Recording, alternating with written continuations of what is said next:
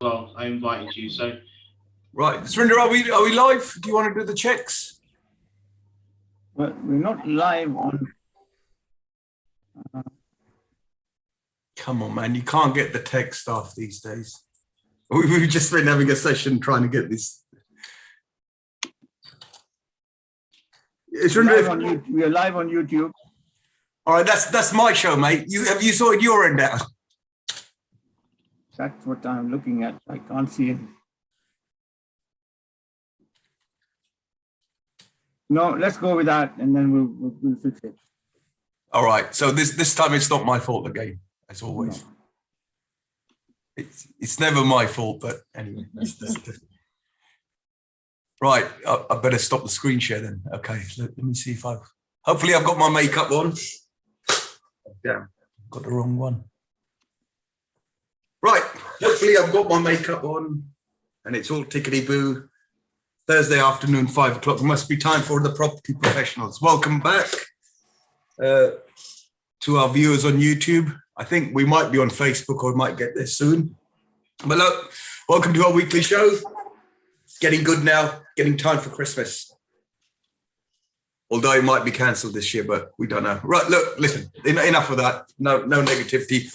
Got some fantastic guests. We talk about property every Thursday, 5 p.m. and we've got really two experts in their field today. Second one's going to be a surprise. The first one's going to be our usual guest. Actually, don't say that. He might want a pay rise. All right, anyway. It's our good friend, Akil. Akil, look, as you give us some valuable insight, I'm going to put the 50p's in for you. And I know what you're going to ask me because I've got psychic abilities now. go for it. Go for it. I reckon you're going to ask me, can I screen share? Perfect. You got it in one. Okay. See, this is the side effect of having Zoom. So yes, mate, off you go and you should be able to screen share. Perfect. Thank you very much, Dil and Surinder, for having me. And for the audience that have joined us, either listening live on Facebook or on YouTube. So as Dil kindly said, I am the principal and owner of Our Mortgage Broker. We are a specialist mortgage brokerage helping first-time buyers, portfolio landlords, as well as commercial investors buy real estate property. We're a team of 8 experienced mortgage brokers, and we help all our clients throughout England, Scotland, Wales, and Ireland. So for those of you that don't know me, the company name is Our Mortgage Broker. The contact details should be on your screen there. So we're easily accessible by telephone, email, or via our website. For those of you that are tech savvy, feel free to take a picture of our QR code. That'll ask you a few questions. You'll drop into our mailbox and then we'll arrange a call with you to discuss your inquiry in more detail. So the first screen is always about the housing market and the current updates across the board. So the Bank of England have mentioned that they're potentially looking to loosen or lower the reversion rates and how they assess mortgage applicants. So currently it's a standard variable rate plus usually a definition of 3% above that, and that's how they stress test the affordability. But there's news that the banks are potentially looking to lower that, which would be advantageous to potentially the first-time buyers that are looking to for higher income multiples to get onto the housing ladder and or for people to move going forward. The next one's about, again, first-time buyers. Rates are continuing to fall continuously. It feels like it's a race to the bottom at the moment with all the lenders on the high street, as well as the specialist lenders in the market as well. So rates at 5% for first-time buyers are now dropped down to 3.09. A little over 6 months ago, they were creeping near 4%. So again, they're not eye-watering. They're very, very competitive, bearing in mind being a first-time buyer and borrowing at 95% of the purchase price. But just bear in mind, even if you've got a 5% deposit, it doesn't mean you'll get a 95% mortgage. What it means is the lender will consider a 95% mortgage subject for you to have enough income and affordability. But again, that's what we're here to do as specialized mortgage brokers, to assess your income and affordability and match make the relevant lender. House prices rise at the fastest pace since the boom before the financial crash in 2008. UK homes are now worth £273,000, apparently, Halifax says. So I've seen this increase over the last decade or two considerably. When it reached 200,000, I was like, wow, how high can it get? And we're nearly at 300,000 here at the end of 2021. So Halifax have said that our average UK house price is now 273,000. There's lots and lots of new builds going up at the moment. Some people say not enough. Some people say too many flats/apartments. However, there is a race for space, and we're finding a lot more flats are being built and sold in comparison to regular houses, so semi-detached, detached homes. So there's a lot more demand for new build apartments as well as home movers into apartments. So do look out for great deals on the open market for new build apartments. There are, in certain towns, an ample amount of stock available. So it's a great time to negotiate, especially with a lot of developers' year ends being December, March, and April next year. So I think you can bag yourself some good deals if you are looking for an investment apartment or a first time apartment to move into. The next screen is, and Deal likes me mentioning this, and it's the EPC rating. It could potentially be the next time bomb, to be honest. And what's an EPC? It's an energy performance certificate, which rates your property for energy. So for anybody that owns a buy-to-let, in order to get a buy-to-let mortgage, currently your property must have a rating between E and A. However, from 2025, all new rental properties will have to have a rating of C to A, and all existing tenancies will have to comply with a C to A rating from 2028. So for those of you that have got an E or a D rating currently, please find ways of increasing your energy performance by maybe changing light bulbs, changing the efficiency in the windows, boilers, and so on. So you're not racing at the end of 2025 potentially to increase your energy performance rating from an E to a C. So it could potentially be a time bomb, because you're not going to be able to get a mortgage potentially in 2025 if this new paper does get into effect from 2025. There's a lot of talk of it, and lenders are discussing this and how they're going to move forward. And the other flip side is, if you own a buy-to-let property with an energy performance rating between a C and an A, you do benefit from preferential rates as well. So do ask your mortgage brokers, or do get in touch with us about special rates for energy performance ratings between C and A. Last week, I discussed the types of deals that we've done in the month of November. This week, I want to talk about the types of inquiries that we received over the last 7 days, and just a quick snapshot, the types of deals that we're doing. So we've had a semi-commercial investment purchase inquiry, which is now moved on to an application form, which is a great deal in the northeast of England. We're now currently refinancing an 11-bed HMO property in West London. We've also helped a couple of first-time buyers acquire their new homes with only 1 year self-accounts. One was a dentist within a practice, and he's now gone self-employed. And the other one was a lawyer who was on the payroll with a law firm in the west of England, and now has gone self-employed. And we've been able to get them a first-time buyer mortgage based on 1 year self-employed account for that reason. We've also currently doing a bridging loan with United Trust Bank. Unfortunately, the guy that wanted to buy the property, his new build property, was looking to sell his current home, but the buyer fell out of bed because he couldn't sell his home in time. So my client's having to bridge the new home purchase with the lender taking security on the new purchase as well as the current home. So we're currently bridging a new home purchase for the applicant, and that's the emergency regulated bridging loan.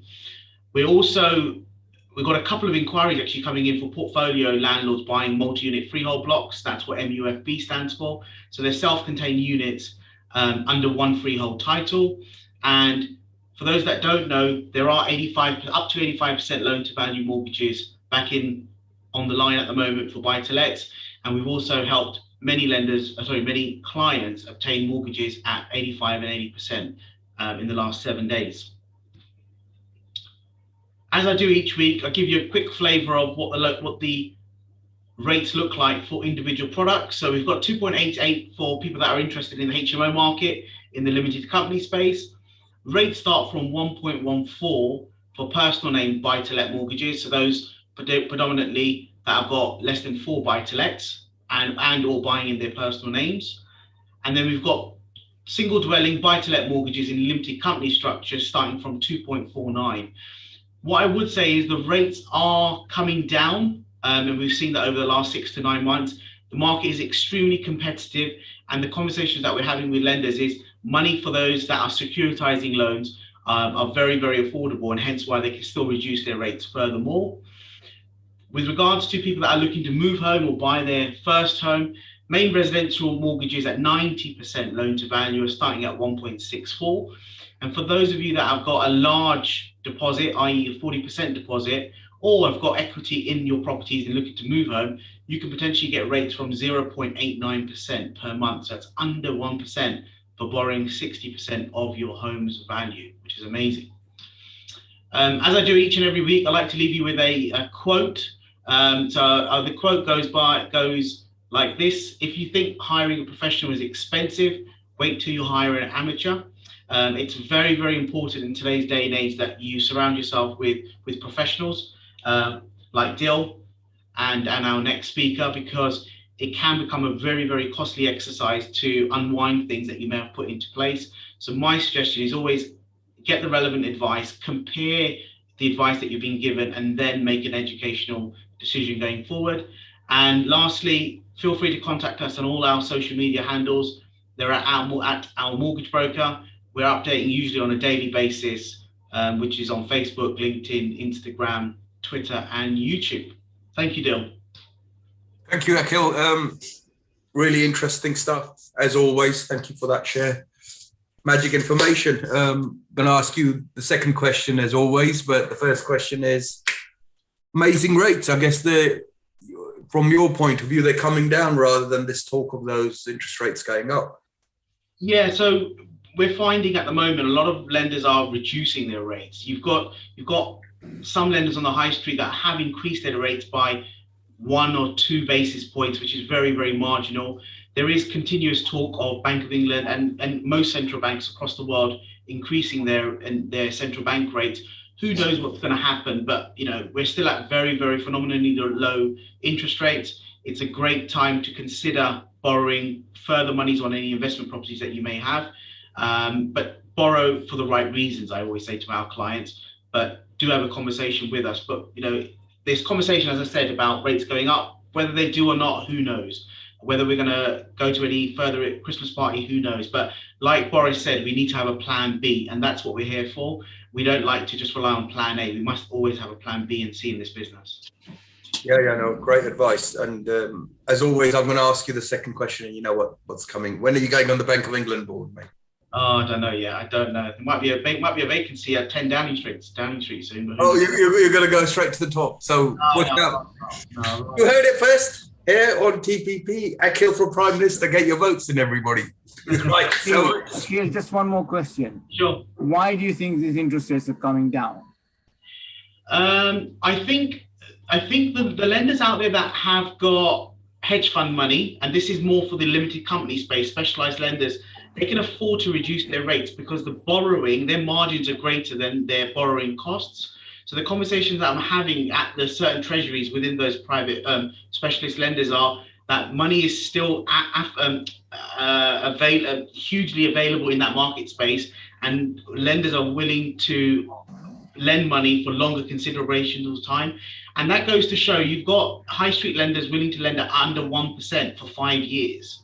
So there's a snapshot there that certain banks, certain institutions don't think we're going to see an increase in central bank rates for at least another 5 years. That goes to show. So who knows what's going to happen? But I think, as I said before, you've got to hedge your bets when you're in real estate. It's all well and good trying to leverage at maximum borrowing and so on, but you've got to make sure that you've got enough buffer in case we have to face a storm, I say. And basically, they've been ripping off limited companies for so long, people buying properties in limited companies. Now there's more competition, and they're just making slightly less money rather than making as much as they were before, basically. Huh? Yeah, what I would say, look, with limited company lenders, there is certainly a business for that. There's 40 odd buy-to-let lenders in the market, of which 20 odd, which is over half, now lend in the limited company space. So you can see the trends are certainly moving in that direction. A lot of the business that we write is in a limited company capacity. And that's simply because most of our buy-to-let landlords are portfolio and or high rate taxpayers. So for them, it might be tax advantageous. But again, we're not tax or tax advisors. So we always ask our clients to get the relevant advice. But again, we always share with our clients a personal rate buy-to-let as well as a limited company quote, so they can compare apples with apples. Great. And on that subject, if you want to know about the tax stuff, watch one of our videos, Surinder, if you can link it on the description or wherever. We've definitely got several videos on the tax implication. Akhil, thank you very much, as always, my good friend. Pleasure. Thank you for having me again. Look forward to being in number 10 and being, well, maybe invited to one of those parties, assuming you can get one legally done. The one that didn't take place. What's that, Surinder? The one that didn't take place. The one that no. We're not going to go into that one. Let's not try and become a comedy satire show. Listen, we're a serious program. We talk about property stuff. Only 50p. Yeah, again, I was going to come to that. So look, talking about serious programs, ladies and gentlemen, put down your colouring pencils, get your note taking out, because look, got a great second guest for you. Now, she's been on before with some great advice. Got some even more good advice now. So I'm going to welcome Reema Chugg, lawyer, but one of the good guys, because her aim is to keep you out of trouble and not to get you into litigation unless it's entirely necessary, I think. And I know what question you're going to ask me, Reema, before I ask you any questions. Shall I have a go? Shall I guess the question you're going to ask me? Yeah? Yes, I'm sure you're going to get it right. You're going to ask me, have I got enough 50p so that you could share your slide? My screen. Yes, please. And that's you, definitely just for you. Right, so. Thank you very much. Off you go. Okay, good evening, everyone. So I'm a little bit later than I'd anticipated. I think it's down to Surinder and Dil not inviting me often enough. But there has been an update in the world of property litigation and evictions. So I'm here to deliver that. We'll talk a little bit about insolvency as well, because it does cross over for commercial landlords, and there's a few tips and things that I'll cover in this brief session today. So if I could share the screen, is that happened yet, Dil? Or yeah, I'll put all the 50p's you need in there. Just yes, extra ones, especially for you. I've got it here. Thank you. Right. Okay. Fine. So. Some of you that have watched the show or watch on a regular basis, you may have come across myself, but just to introduce who I am, my name is Reema Chugg. I am a solicitor, specialised in property litigation, debt recovery, construction and insolvency. Now, what I'm going to cover today is property and insolvency update. I'm doing this on behalf of myself and also the firm that I work for called Blazer Mills Law. And that's their logo on the screen that you can see right now. I don't know if I can just make that a bit bigger and start a slideshow. Anyways, I hope everybody can see. Those are my details. You can, if you go to SlideShare, and then you can make it a bit bigger. Let's see. No, at the top. Yeah. You've got a Mac, haven't you? Oh yeah, I do. There you go. This is what happens when you buy Macs. Always. Anyways, we'll just leave it at that. I think I've just alienated all the Mac listeners to our audience. Anyway. Right. Okay. So another thing is I'm also a civil commercial mediator. So for those who have any questions about property, debt recovery, or mediation or construction related matters, I'm the person that you go to. All right. Now, where are we in terms of residential evictions update? From the 1st of October, the notice periods have gone back to what they used to be for residential properties. Now, most of you who've got residential property portfolios will be aware that there were longer notice periods for Section 21 and Section 8. Now we've reverted back to pre-pandemic. However, there is a catch here, which is the fact that although the notice periods have gone back to pre-pandemic, the relevant period has been extended until the 25th of March 2022.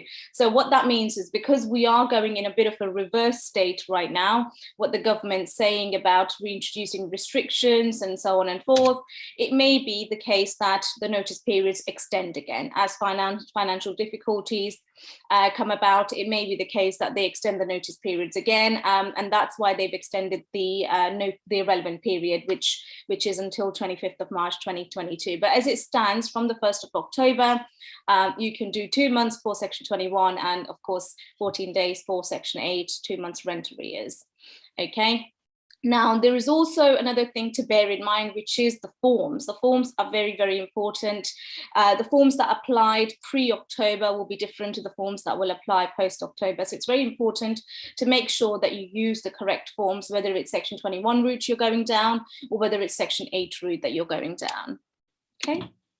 Now, moving on to commercial property, there's lots of things going on in commercial property. Things haven't quite reverted back to pre-pandemic as yet, because you still can't forfeit commercial premises if there are non-payment of rent, so rental arrears. There is lots of things that are happening at the moment. There is a bill that's been introduced, we'll come on to a little bit later, a code of practice as to how landlords and tenants are supposed to behave during this period if the business has been affected or rent arrears have come about as a result of the business closing down because of the pandemic.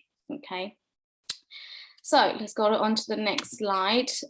This is the bill, the commercial rent coronavirus bill, which was introduced in the Parliament on the 9th of November 2021, along with a code of practice, of course, as I've mentioned, to encourage better relationships between landlord and commercial tenants. What the government is aiming to do is pass this bill by 25th of March 2022, subject to parliamentary approval. There is debates that are due to take place, I believe, next week. And then the government will consider what the counter arguments are as to what the bill is proposing to bring into law. Okay. It will only apply to, the bill is only intended to apply to commercial rent arrears that have been accrued whilst the business was forced to close down because of the pandemic. Okay, so it's important to bear in mind that this relates to businesses who have genuinely suffered and have not been able to pay their rent because their business had to close down. Okay, it will also, what the bill aims to do is, key thing is it aims to introduce an arbitration process. What the arbitration process will do is it may be a surveyor. Well, likely what the bill said is there's likely to be a surveyor, but it may change. And of course, it's all very preliminary at this stage, but it may change later on. Is that a surveyor will look at what the effect on the business has been on the tenant, what the effect of the business has been on the landlord to be able to afford the premises and so on and forth, and try and encourage a payment proposal or a plan moving forward for both parties to assist them to come out of this financial situation that both find themselves in. So it really is a case that it's aimed at encouraging parties, the landlord and the tenant, to come to a resolution to resolve the financial effects of the rental arrears. Now, it really is a case that once you opt in for this arbitration process, the decision will be binding, and the courts will, to a large extent, hold that up as a binding agreement. And you've got about 6 months from the time it comes into force to actually opt for the process. So you've got about 6 month window to actually get in there. Okay, it may be a case that they extend that time frame. We don't know yet, but at the moment, as the bill stands, it talks about there being a 6 month window. Okay, whilst those statutory arbitration processes in progress, the other remedies that will be available to the landlord will be, that are normally available, will be unavailable, okay? Because what it will do is it will give priority, and that's what it aims to do, is give priority to the arbitration process. What the landlords will not be able to do is present winding up petitions for protected rent debt. And what protected rent debt is if you've got arrears because your business has suffered as a result of closure because of the government restrictions.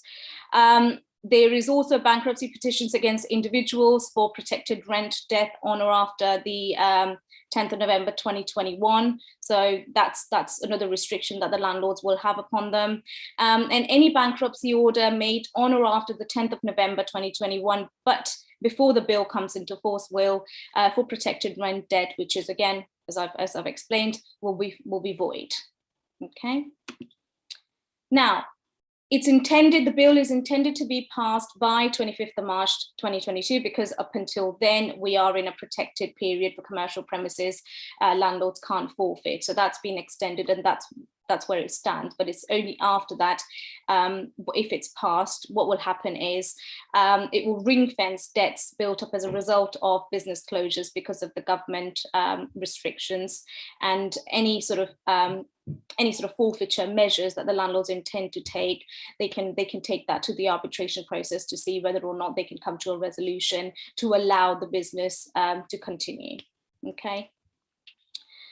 Now, bill will not, however, affect landlords' enforcement options for rent arrears that fall outside the scope of the arbitration scheme, which is really aimed at helping landlords and tenants resolve their differences because the business accrued rental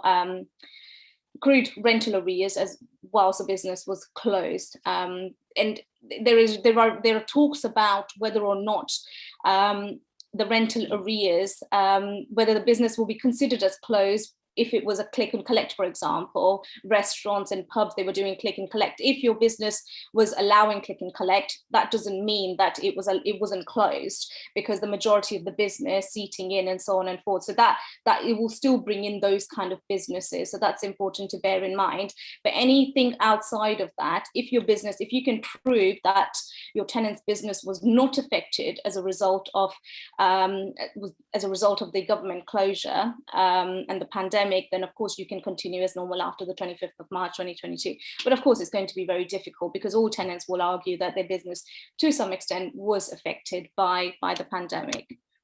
Now we've got commercial recoveries where you can take goods, where you can take control of the goods. Some of you who have commercial properties may be aware of that measure, where you can go in and sort of, if your tenant's got rental arrears, you can go in and take hold of the goods.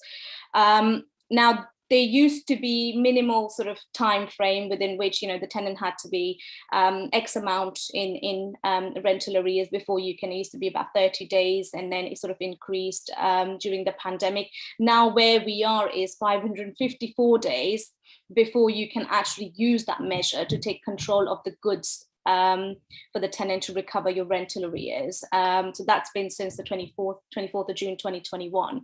So you've got to have at least about 554 days of rental arrears, which is interesting, because if you're a landlord, that's in excess of 1 year. So you've got to wait till that long. Now, what are the effects of all of this in terms of insolvency perspective? We've touched on it a little bit, but I'll just sort of summarize it in the next few slides. The Corporate Insolvency and Governance Act 2020 came into force on the 26th of June 2020.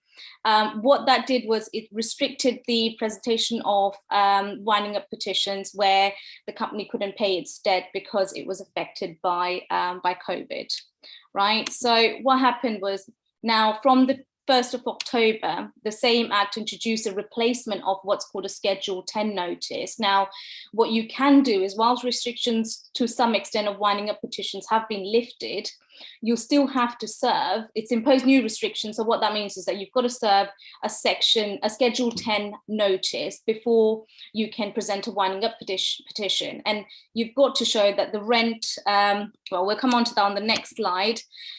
You've got to show that there is about £10,000 worth of arrears, and also it can't be for protected rent, protected debt, which is debt which has been accrued as a result of the business closing down because of the pandemic.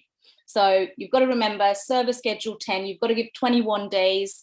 You can serve a statutory demand with that, but you've got to serve a Schedule 10 notice, and you've got to give the tenant 21 days to respond and make proposals. And if they're not genuine proposals, only then you can put forward a winding up petition.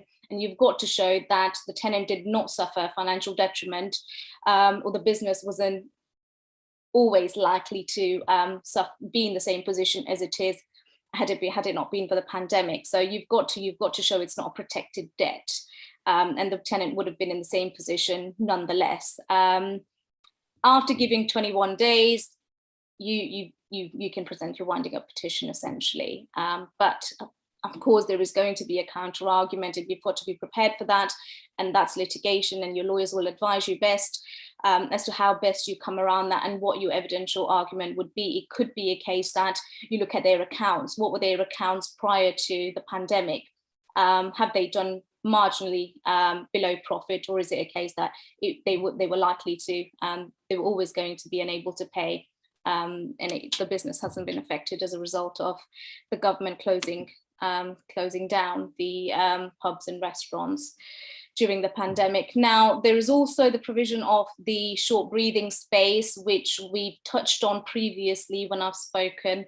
That's something available to residential, that was available to the residential rental arrears, as well as anybody who's accrued debt as a result of the pandemic. You can ask for a breathing space, which will allow you've got to fill out some forms, and you've got to give it to the person you owe the money to, and you've got to just say, look, I need some breathing space whilst I sort my affairs out. And then during that time, once a notice has been served on the person that you owe money to, that you're asking for a breathing space, they've got to basically, what it says is that give you breathing space to come out of the position that you're in and sort out your financial affairs. Really and truly, the idea of this bill and the idea of the breathing space is all for the government's trying to help businesses come out of their financial troubles.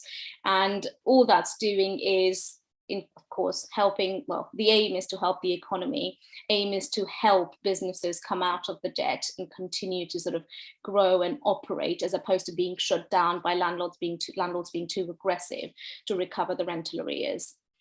So that's that really from me. Unless you've got any questions, I'm sort of happy to answer them. Briefly, that's the update in the property and insolvency world. Wow, Rima, thank you very much. Yeah, look, I told you put down your colouring pencils, take your writing pens out. Amazing information.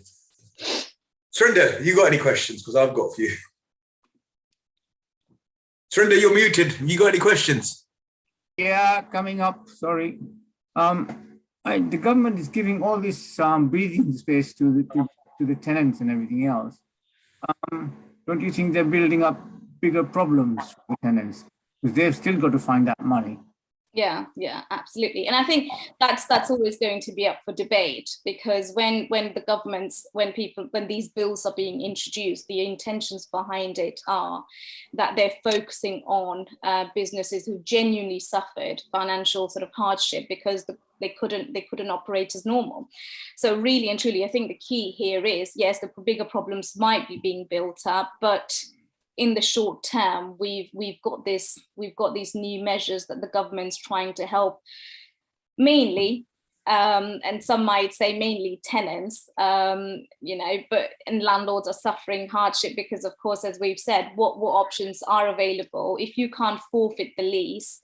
what options are available to you. So is it a case that you can enforce any personal guarantees that might be available? So there are always ways around it. If you've got a good lawyer behind you, they will advise you, look, yes, it might be being built up for bigger problems, or you can take alternative measures to still recover the money that's owed to you. So it really is a case of, if you can't do one thing, there is going to be something else that you can look at to help yourself. And yeah, there's always ways around things. But yes, it's an interesting question and open for debate. Is it going to be the case that it's opening up more problems? Potentially, but the aim is to try and sort of reduce them. Well, on the other hand, they're piling up problems for the landlords. Yeah. All big corporates or whatever. Some of them are small landlords in say a corner shop or whatever. Yeah. They are suffering. So will they save them from forfeiture? Well, that's the thing. There were business loans that were introduced for businesses, small businesses who were in hardship. So I guess, I'm not here. My intention is no way to come say. on, pick a side. Come on, Rima, don't sit on the fence. Don't do the lawyer.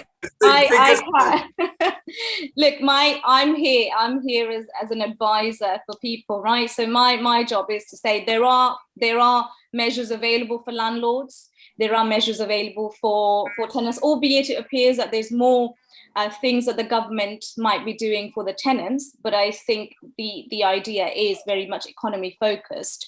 Now, as I say, having a good lawyer by your side means that landlords who are in a difficult situation can be advised how else, if not forfeiture, that they can recover their money. And I said one of them could be county court proceedings, one of them could be enforcing personal guarantees or other types of guarantees or charges on properties. There's various other ways that are still open to a landlord to try and sort of secure their position.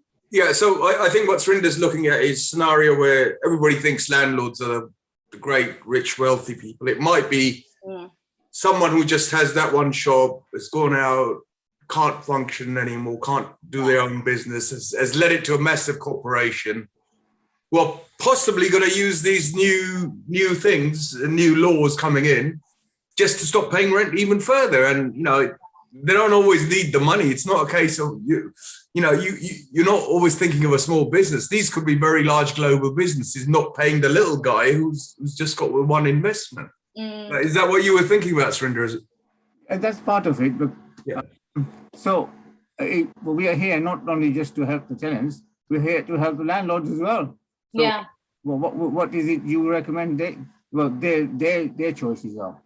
Well, as I mentioned, there's lots of choices, whether it's a case of you've got rental, you've got arrears, you can go down the county court proceeding, getting a judgment. You can go down the route of enforcing or getting personal guarantees, which you can enforce later. You can go down the route of putting charges on properties. You can go down the route of taking fixed charges on other assets. So there's lots of debt recovery options that remain open to landlords. It really is a case that, as I say, and I emphasize, whether you've got a good lawyer to advise you on those. Yeah, well, the good lawyers are not easy or cheap to find. And if being a small landlord, it might not be in their financial remit. Surinder, didn't you listen to Akhil's thing? Yes, and I emphasize not an amateur. Yeah, and I emphasize on that. You've got to really, if you're going to go to a doctor, you're going to go to somebody that you want to help you out of a situation. You pay for what you receive. So if it really is a case, if it's a couple of £1,000s, you can afford that you continue to let it build. If it's tens of £1,000s, you need somebody who's going to guide you through the right way. You can't just give that to somebody's hands who is just not fully up to date with how you can think outside the box. Because yes, you've got the law, but you've also got to be able to apply things in practice, and you've got to see how you can best advise or help your client out of a sticky situation. So that's what I'm saying to my clients. Rima, on just to recant and go further back into, I guess we're going to go right to the beginning, and we talk about personal guarantees, and that's something that needs to be done at the start of the lease rather than halfway or towards the end when the business isn't paying money. Am I right in thinking that? Yes, I mean, a lot of the times people haven't got personal guarantees, but is there anything in the law that's stopping you from entering into a new arrangement with your tenant? Oh, okay. So what you're saying is if you've started the lease, there's no personal guarantees and they've fallen behind, you could perhaps what would be the word? You can renegotiate the terms, you can vary the terms, you can enter into a new arrangement. There's so many things that can be done. You know, your tenant, I mean, look at a hypothetical situation. You've got a restaurant tenant, okay, or a takeaway. Well, takeaways haven't really suffered. Maybe a restaurant who's had to close down, and you're at the start of the pandemic, now looking back, you're thinking, right, the government's saying close down for this many months. You go to your lawyer and they're saying, well, actually, it's likely to be that this is going to stay around. What if the government extend it? If the government does extend it, can we enter into a new arrangement with this tenant to say, let's vary the terms, let's get a personal guarantee. Otherwise, you know, we're looking at these kind of measures. Or can we get a charge on by consent without having to go to court? Can we put a charge on a fixed asset? So you can always, those options are still available. It's just a case of, you know, just thinking outside the box a little bit to protect your position. Yeah, very interesting. Surinder, any more difficult questions from you? No, you're going to recharge your battery. So I've got a couple for you. So am I right in thinking most people used to like commercial leases because it was easier to get possession and throw the tenants out?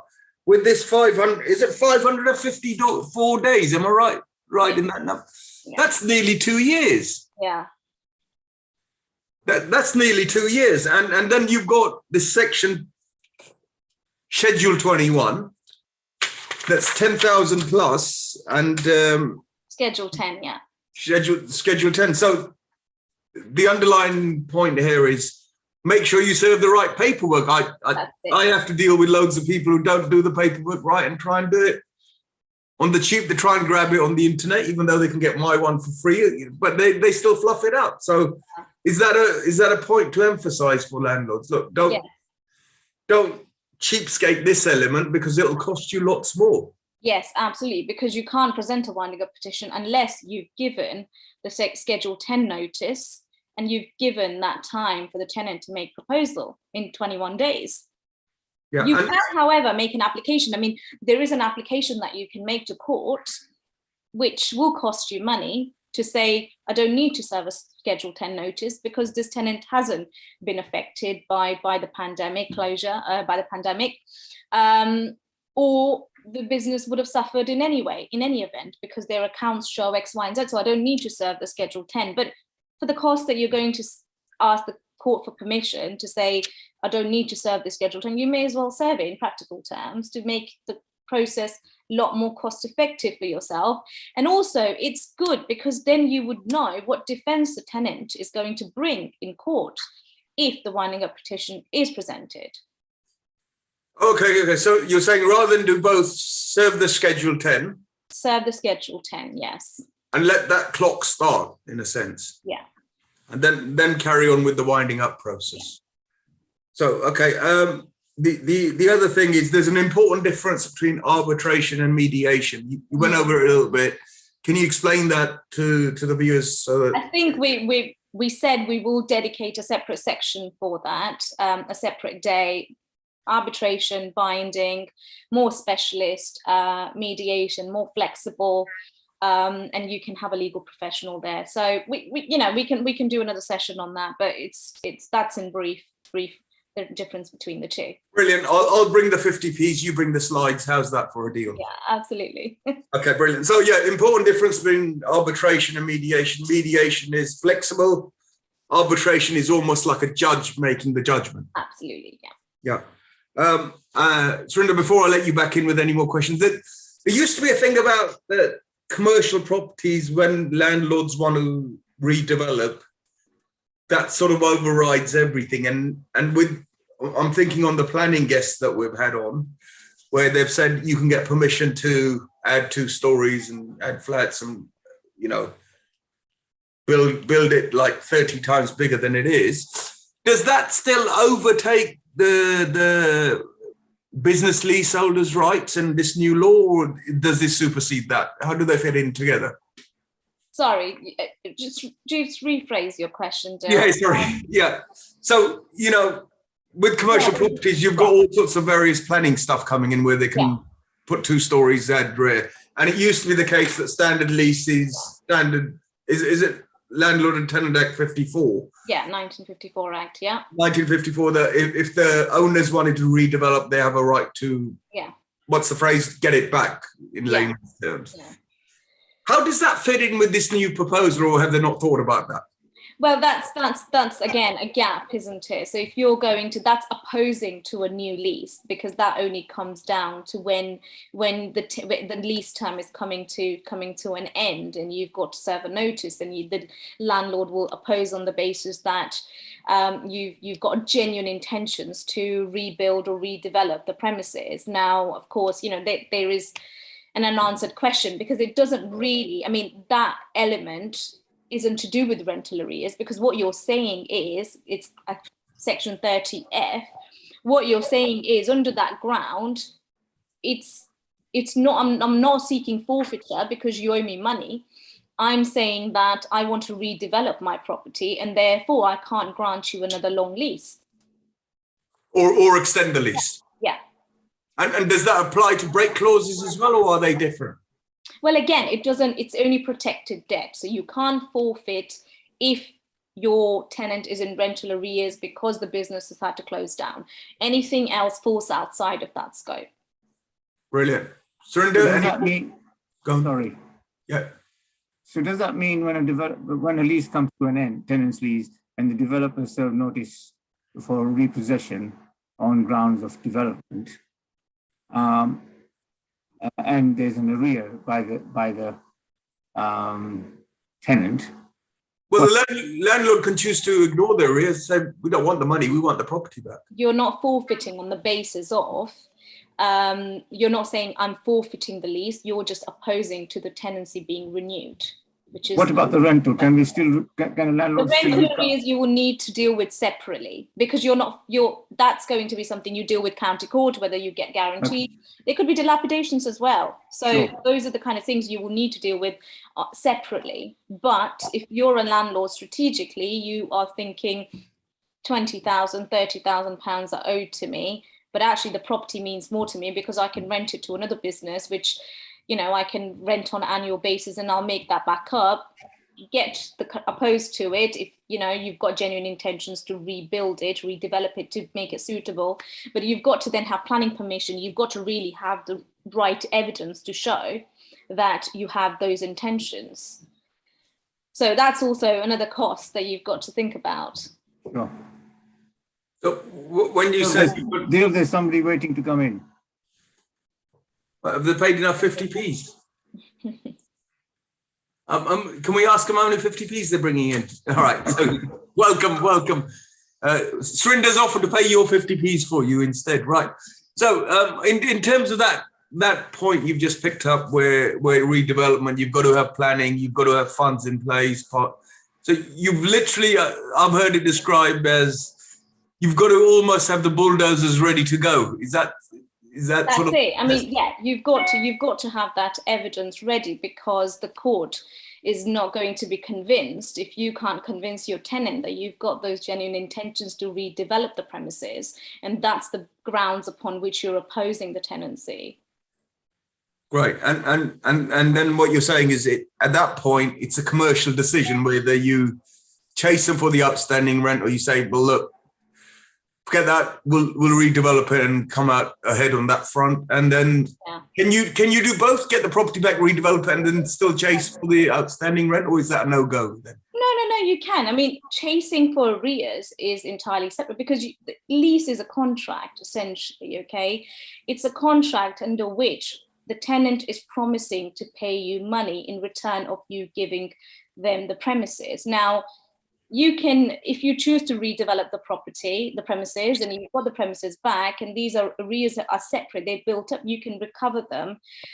If the company still exists, if it's an individual, you can still recover those arrears. If there is an option that you're going to actually sort of if the tenant has got those means, essentially, because you don't really want to be chasing rental arrears when the company is either closed down or doesn't have enough money or assets, or the individual is going to go bankrupt. So yes, there's nothing stopping you from recovering or pursuing that debt, because it's an entirely separate procedure. Right. Oh, that's a really interesting point. Yeah, and it's got to separate the two things sometimes. Yeah. Surinder, more questions? No, that's fine. It's been interesting and enlightening. Super interesting. I might have a sleepless night over this 554 days, counting all the way to 554. You used to be okay counting 90 days, but 554, Yeah. well, I don't know if my stretches that far. Brilliant. Look, thank you for that. That's a really great update. When do you think this is all going to kick off, or it's going to get, well, they're obviously going to be busy not debating it before Christmas, I'm guessing. No, it is actually due next week, I believe, 17th of December. They're having the debate, and then they aim to have the report ready this side of Christmas. But of course, it's not due to come into effect until March next year, because we've got the restrictions on forfeiture until the 25th of March. So until the 25th of March, nobody can do anything anyway. Yeah. But you can, like I say, there are other means to recover your arrears. Yes. It's quite interesting coming up on the 17th, so they'll have time for the party on the 18th. Surinder, no, listen, don't get yourself into trouble with the government. You know, Akhil might be in number 10 next year. This is being recorded, Surinder. So if Boris watches this, he's not inviting you. Forget Boris, Akhil's going to be in number 10. You know, we've got the future Prime Minister on here. So, you know, we're going to have mates in high places. Well, he'll be on our side, so we're okay. I don't know. It depends how many 50p's you give him. And depends how many mince pies you buy him, I guess. So he's got all quiet for the moment. Look, Rima, thank you very much. It's a very enlightening subject. And you're going to come back and tell us arbitration versus mediation, yeah? We'll get the time books, one of the weeks booked in January. Yeah, fantastic. And then give us an update when this bill does. Yeah, I'll give an update. And for anybody that's got questions, obviously, you've all got my details. You can get hold of me on the Property Professional page, and you can reach out to me, any questions that you have or any inquiries. But I'm sure everybody will go through, yourself, Dil or Surinder, and you guys have got my details, haven't you? Brilliant. Thank you very much. And can I have my slideshow back, please? There we are. Yeah, happy days. Now, let me see if I can work the slide magic.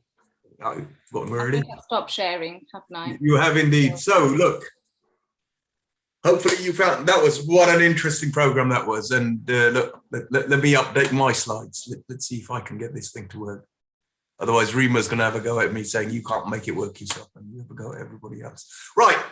So hopefully you enjoyed that show. Fantastic information. Please share it with your friends. Comment on it.